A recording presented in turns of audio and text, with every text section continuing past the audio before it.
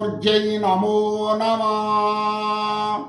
आपण प्रबल ऋण भार होइछंती कि जदि लोन करिछंती ऋण सुझी पारुनाहंती व्यतिस्त्रत हेउछंती ऋण भार रे मुंड भार बढ़ी जाउछि ताहले ऋण मुक्ति पाई गोटे सरल प्रयोग करंतु।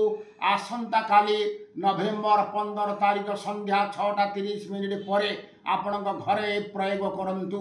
प्रतिकार आपणांतु ऋणर मुक्ति मिल जीव। आपण घरे गोटे कला कपड़ा पकई दिंतु, हनुमान चित्रपट रखंतु एवं हनुमान जंत्र एवं 5टी लवंग रखंतु। से जंत्र उपरे घिओ दीप लगांतु, पंचामृत गंगा जल धूप दीप मंदार फूल बेलपत्र माला ये सब रखंतु। रखि सारा पर संकल्प कर नियंतु।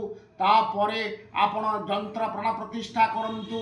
जंत्र प्रतिष्ठा पर जीवन्यास दियंतु। हनुमान 5 उपचार रे पूजा करंतु।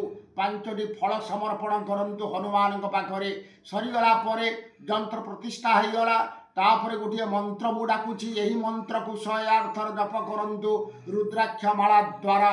ओं हं हनुमते नमः रुद्रात्मकाय ऋण मुक्ति कुरु कुरु हुं फट स्वाहा।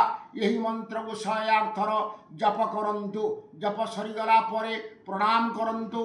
तापरे आपण शयन करंतु रात्र रे। तापर दिन प्राप्त समय स्नान सारी उक्त द्रव्य गुड़ी को पुटुली बांधी दियंतु। पुटुली बांधी आपण हनुमान पाखरे रखंतु किंबा द्वार दशरे बांधी दियंतु। देखिबे किछि दिन पर ऋण मुक्ति मिल जीवो। टंका लक्ष्मी प्रदान करिवे, आउ ऋण रहिबो नाही। एहा तंत्र शास्त्र रे निर्देश रही अछि। रहउछि नमस्कार। जय जगन्नाथ, जय मां कामाख्या।